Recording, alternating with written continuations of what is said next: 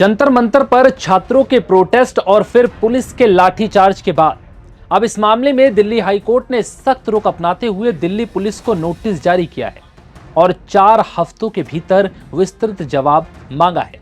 इसके साथ ही दिल्ली हाईकोर्ट ने सभी सीसीटीवी फुटेज और इलेक्ट्रॉनिक सबूतों को सुरक्षित रखने का कड़ा आदेश दिया।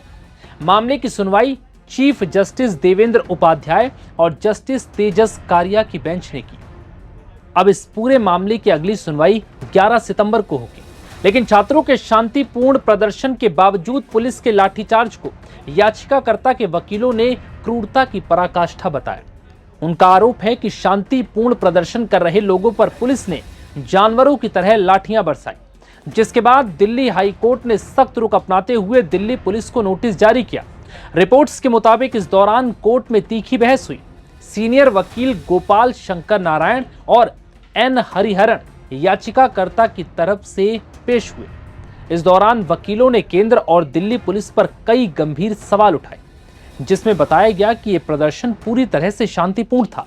वहां मौजूद लोग शांतिपूर्वक अपने मौलिक अधिकार का इस्तेमाल कर प्रदर्शन कर रहे थे, लेकिन पुलिस का रवैया पूरी तरह से असंवैधानिक था।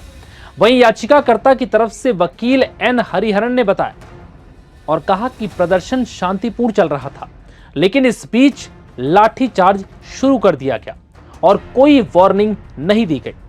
ऐसा तो कॉलोनियल टाइम में भी नहीं हुआ था। राज्य की कोई भी कार्रवाई अगर होती है तो उसे आर्टिकल 14 के तहत मनमानी की कसौटी पर परखा जाएगा। ये ऐसी स्थिति है जहां सबसे बड़े स्तर पर क्रूरता का प्रयोग किया गया। उन्होंने कहा कि छात्राओं के साथ छेड़छाड़ हुई, जिम्मेदार अधिकारियों के खिलाफ कार्रवाई होनी ही चाहिए। वहीं इस मामले पर वकील विकास सिंह ने कहा कि प्रदर्शनकारी लगभग 20 दिनों से यहीं जुटे रहे, जबकि सोनम वांगचुक ने पहले ही घोषणा कर दी थी कि 20 तारीख को वो संसद की ओर मार्च करेंगे। ये बात सभी को पता थी। 20 तारीख तक कोई हिंसा नहीं हुई। विकास सिंह ने कहा कि उसी सभा पर हमला किया गया। हर परिवार के लड़के लड़कियां वहां मौजूद थे। वकील संजय हेगड़े का बेटा भी वहां मौजूद था। सभी क्षेत्रों से बच्चे थे। डॉक्टर और पैरामेडिकल स्टाफ भी वहां मौजूद थे। आज तक इस बात की चर्चा तक नहीं की गई कि वहां एकत्रित लोगों ने हिंसा की हो। ऐसे में वीडियो हैं जिनमें सादी वर्दी में लोग लाठियां लिए दिख रहे हैं और उन्होंने पुलिस के साथ मिलकर उन प्रदर्शनकारी छात्रों पर हमला किया। याचिकाकर्ता के वकील हरिहरन ने बताया कि वहां लाठियां चली, उनमें कीलें लगी थी जिनसे बच्चों को पीटा गया। कम से कम पहचाने जा सकने वाले पुलिस वालों के खिलाफ तो एफआईआर दर्ज होनी ही चाहिए।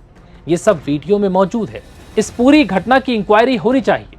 90 से ज्यादा छात्र घायल हुए हैं। घायलों की संख्या लगातार बढ़ रही है। ऐसी सिचुएशन में लॉ एनफोर्समेंट एजेंसी को क्या कोड ऑफ कंडक्ट बनाए रखना है, इस बारे में कुछ डायरेक्शन पास किए जाने चाहिए। उन्होंने कहा कि हम सीसीटीवी फुटेज, वीडियो, पुलिस के बल प्रयोग के निर्देश, आंसू गैस, डंडे वगैरह समेत सभी सामान को सुरक्षित रखने की मांग कर रहे हैं, क्योंकि हम इस मामले में हाई लेवल की जांच चाहते हैं। वहीं इस पूरी सुनवाई के बाद दिल्ली हाईकोर्ट ने अब दिल्ली पुलिस को नोटिस जारी किया है और 11 सितंबर को सभी मामले पर अगली सुनवाई होगी।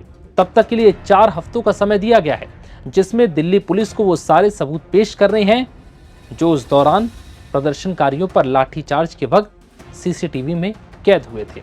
फिलहाल इस वीडियो में इतना ही। इजाजत दीजिए। नमस्कार।